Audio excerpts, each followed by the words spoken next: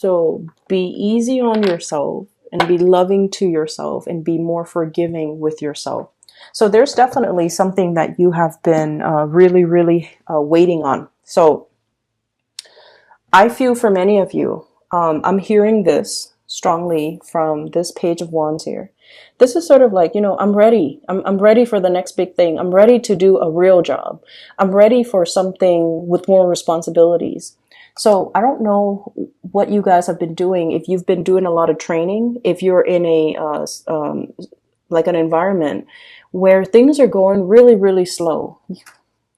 The hangman, waiting in suspension, waiting for things to happen, being in a situation where there's a lot of work to be done. There's a lot of people or projects or things that need you. It's almost like you're there to help. You have the skills, you have the expertise, but for whatever reason, whoever is overseeing the situation feels like you're not ready. So they're not giving you that opportunity to prove yourself. They're not giving you that chance to get out there and get your hands dirty, roll up your sleeves, and just take care of things. So it feels like you're in a state almost like of waiting, of suspension, of limbo, and you're not able to, it can feel really, really frustrating for a fire sign to not be able to get out into the world and do whatever it is that they want. I feel like you might be in a capacity where you are learning things, okay? This is usually like going back to school, mastering a skill, mastering a specific concept, a theory, before you can go out into the world. Once again, this ivory tower type of a situation. So I feel like many of you, you're going through some training. It could be some legal training that you're dealing with. It could be learning how to do things properly.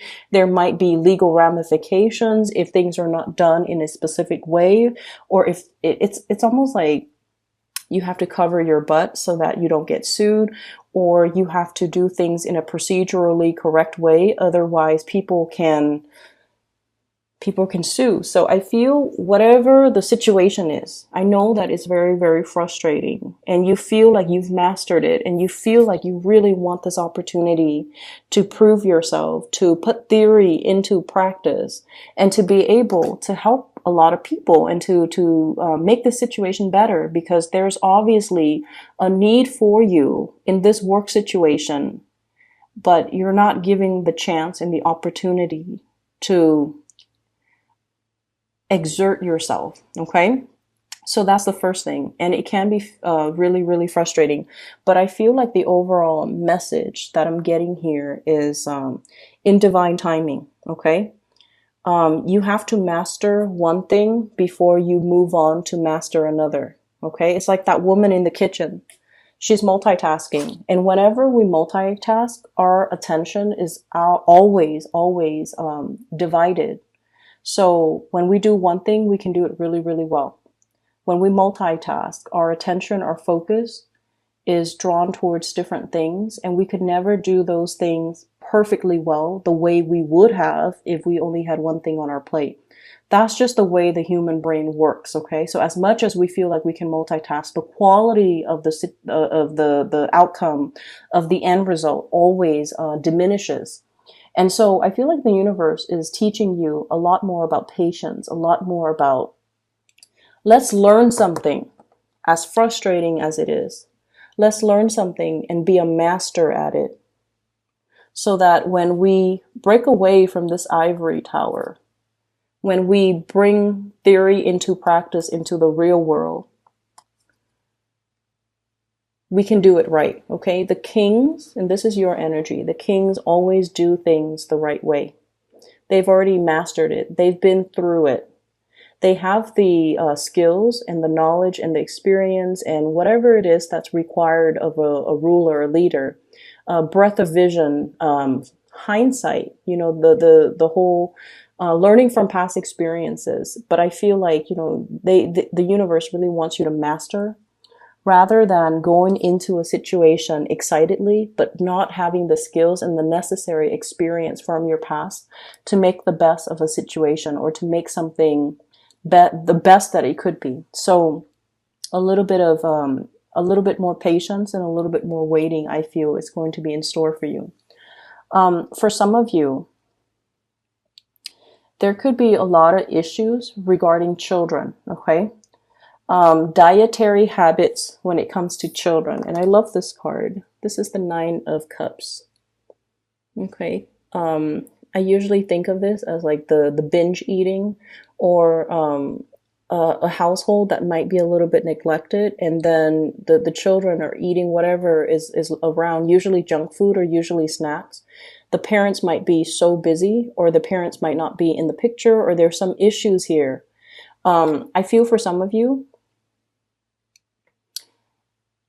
if it's not your own children, you might be dealing with a child, and you might be compensating, taking care of a child, or giving the child a lot of love and attention, or you're feeling like the parents of the child are turning their back on the kid.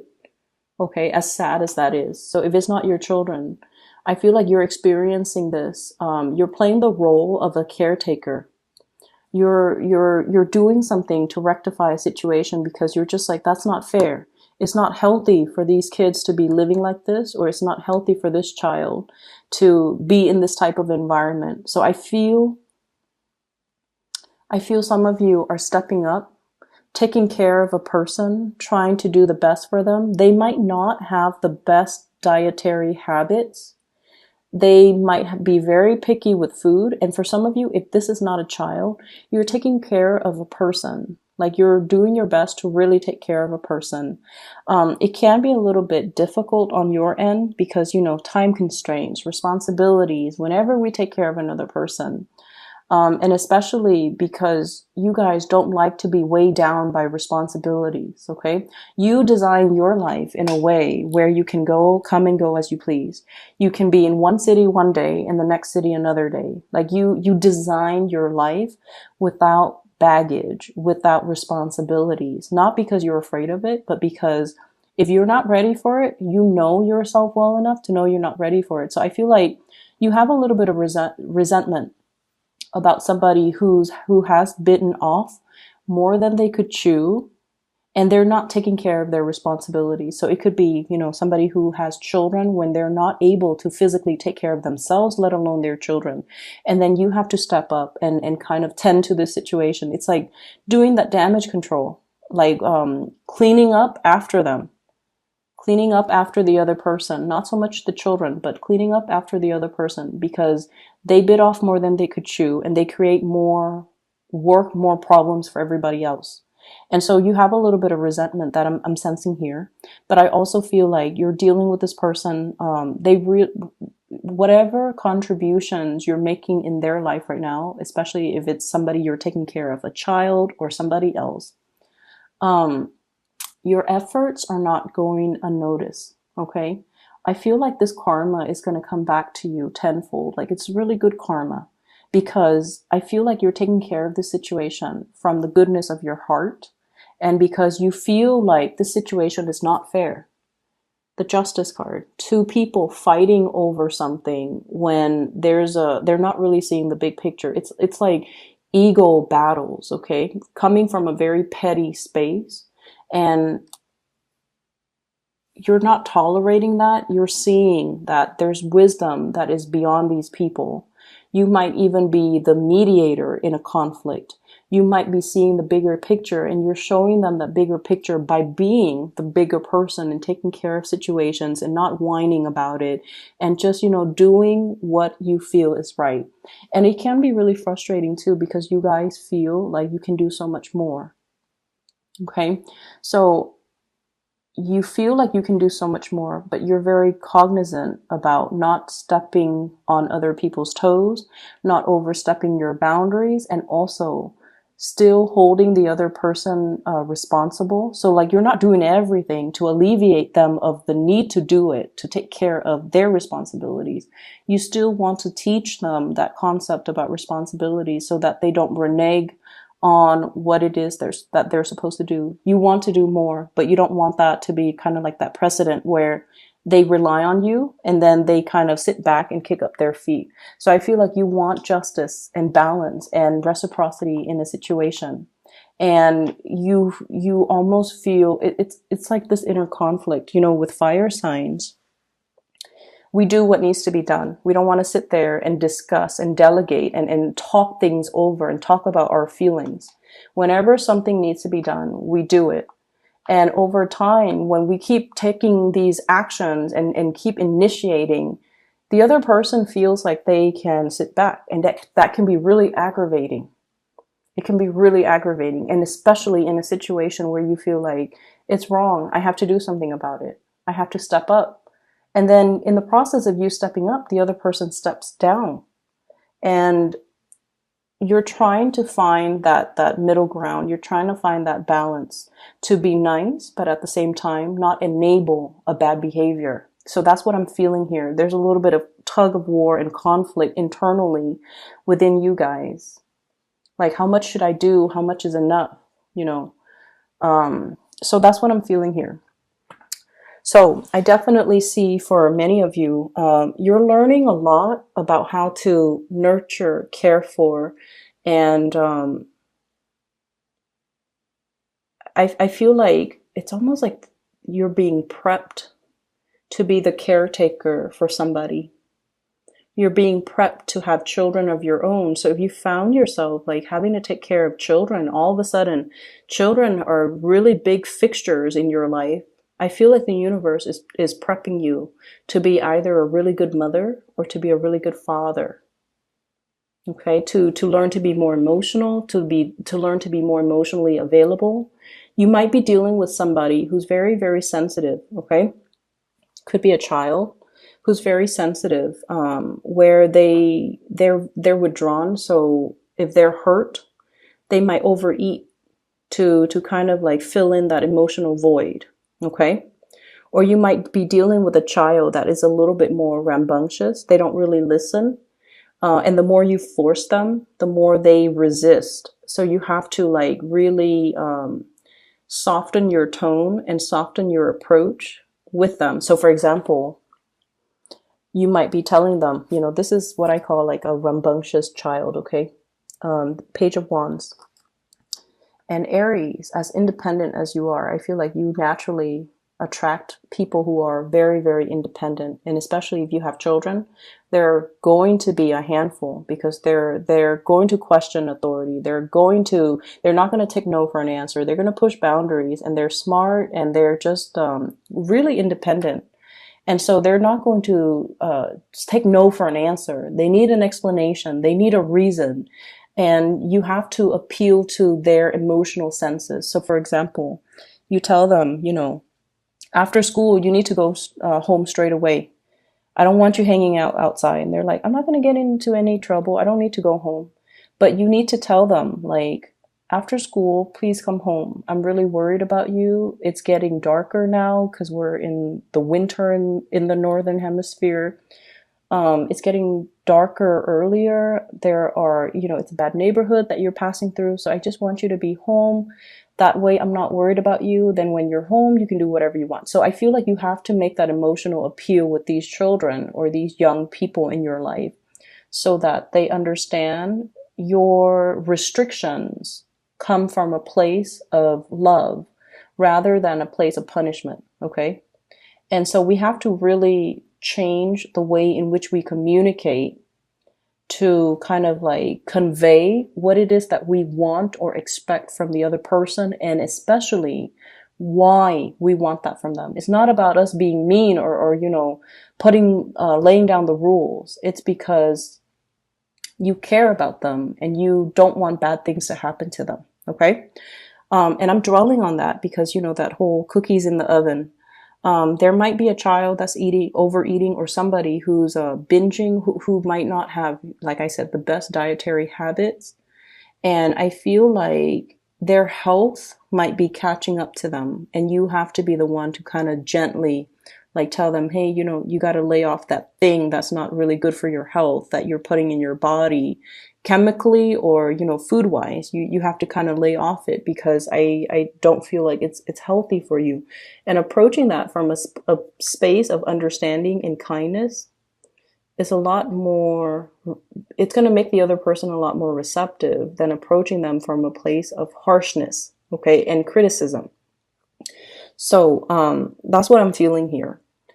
I feel like for many of you, there's a lot of training that you're going through, and it's like, it's frustrating. I understand, but it's going to come to an end, and then you can kind of like spread your wings and practice what you preach, and you can have an opportunity, especially to kind of really have more independence to do things without people looking over your shoulders to see if you're doing things properly. And then I also feel as well in partnerships, I have three signs. So I have an air sign, Aquarius, Gemini, and Libra. And I have this here, King of Swords. You might be having a lot of discussions with this person if it's a romantic partner, okay? Over family trauma, healing past family issues. They might come from a broken home, or you might come from a broken home, and you're both bringing a lot of fears about commitment, fears about settling down. I feel like the love is definitely there, but both parties are bringing to the table a lot of like fears from their respective dating past, marital past, even family trauma. And I feel like you're healing together, but the process is still ongoing. So it's going to take a little bit more time. Okay. Others of you dealing with a water sign, a Pisces, a Cancer, or a Scorpio. I feel like this person, and I have here the Queen of Cups. I feel like this person is a lot more into you than you are into them. That's what I'm sensing. They really like you, and you know that they're a really good person. Like, you know they're a really good person. This is somebody, male or female. They could be the one that you want to bring home to mom and dad. You want them to meet your parents. You want to bring them around your friends because they're loving, they're kind, they're compassionate. But I feel like I don't know how much fun or excitement or enjoyment you're getting out of this relationship. So I feel like there's somebody here that is really, really, really into you. Like, they're really into you. But I feel like they're looking for a relationship and you might be looking for fun. Okay. And they're ready for a relationship. You might not feel like you're ready, or you might not want that commitment, the whole 9 yards with this person. For some of you, this person might be a little bit older than you. And I feel like they're actually very attractive, very beautiful, but they are looking for a relationship. They're not ones to kind of run around and collect bed partners. They're not like that. They're really looking for a relationship. They might have children of their own. They might come. They might like be dealing with a like a separation or a divorce. Okay, so they're not completely single just yet. And then I also feel a fire sign, Sagittarius, Aries, Leo. There might be a distance thing between you and this relationship partner. There's a lot of coming and going, getting back together, and then there's distance. So I don't know if you're like breaking up and then making up, but I'm seeing distance between you and this person here. I feel overall, we have here the wish card. So I definitely see a lot of communication and a lot of love and a lot of compromise and a lot of help that's going to be coming into the picture. And like I said, if you're planning to do this massive cookout, hosting and inviting a bunch of people to your home, just make sure you actually enjoy the process. Don't stretch yourself too thin. Don't overbook your schedule. Don't overcommit your time because you're going to be stressed out. And it's a month, it's your birthday month. You're supposed to relax and, enjoy the people and the company. So don't stress yourself out. Make it a potluck, okay?